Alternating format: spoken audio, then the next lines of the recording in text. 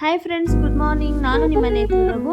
Time ಬಂದು already 6:30 ಆಗೋಗ್ಬಿಟ್ಟಿತ್ತು. ಬಂದು ಬಾಗಿಲಿಗೆ ನೀರು ಹಾಕಿ ರಂಗೋಲಿ ಹಾಕಿ ಹೊರಗಡೆ ಕೆಲಸನೆಲ್ಲ ಮುಗಿಸ್ಕೊಂಡೆ. ಕಿಚನಲ್ಲಿ ಆಲ್ರೆಡಿ ಹಾಲು ಕಾಯಕ್ಕಿಟ್ಟಿದ್ದೆ. ಹಾಲು ಕಾದಿತ್ತು, ಅದನ್ನು ಇಳಿಸ್ಬಿಟ್ಟು ಇವಾಗ ರಾಗಿ ಮಾಡ್ಕೊಳ್ಳೋಣ ಅಂದ್ಬಿಟ್ಟು ರೆಡಿ ಮಾಡ್ಕೊತಾ ಇದ್ದೀನಿ. ತುಂಬ ದಿನ ಆಗೋಗಿತ್ತು, ಮಾಡೇ ಇರಲಿಲ್ಲ. ಹಾಗಾಗಿ ಸ್ವಲ್ಪ ಅದನ್ನು ಮಾಡ್ಕೊಳ್ಳೋಣ ಅಂದ್ಬಿಟ್ಟು ಮಾಡ್ಕೊತಾ ಇದ್ದೀನಿ. ನೆಕ್ಸ್ಟು ಟಿಫನ್ನಿಗೆ ಅಂದ್ಬಿಟ್ಟು ಮೆಂತ್ಯ ಸೊಪ್ಪಿತ್ತಲ್ವ,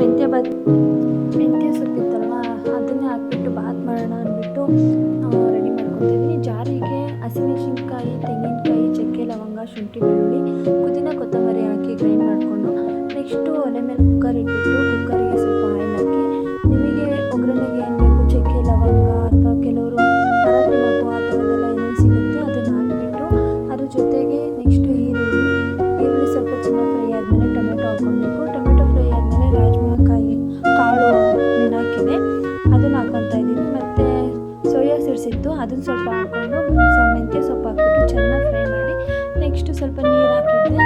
ನೀರು ಮಾಡಿದ್ಮೇಲೆ ಅಕ್ಕಿ ತೊಳೆದಾಕ್ಬಿಟ್ಟು ಉಪ್ಪು ಹಾಕಿ ಕುಕ್ಕರ್ ಕೂಗಿಸ್ಕೊಂಡೆ. ಟಿಫನ್ ರೆಡಿ ಆಯಿತು.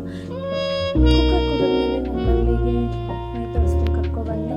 ಅವಳಿಗೆ ಯೂನಿಫಾರ್ಮ್ ಹಾಕ್ತಾಯಿದ್ದೀನಿ. ಯೂನಿಫಾರ್ಮ್ ಹಾಕಿ ನೆಕ್ಸ್ಟು ಅವಳ ಮಕ್ಕಳಿಗೆಲ್ಲ ಕ್ರೀಮ್ ಹಾಕಿ ಹಣೆಗೆ ಬಟ್ಟಿಟ್ಟು ತಲೆಗೆ ಹಚ್ಚಿ ರೆಡಿ ಮಾಡಿದೆ.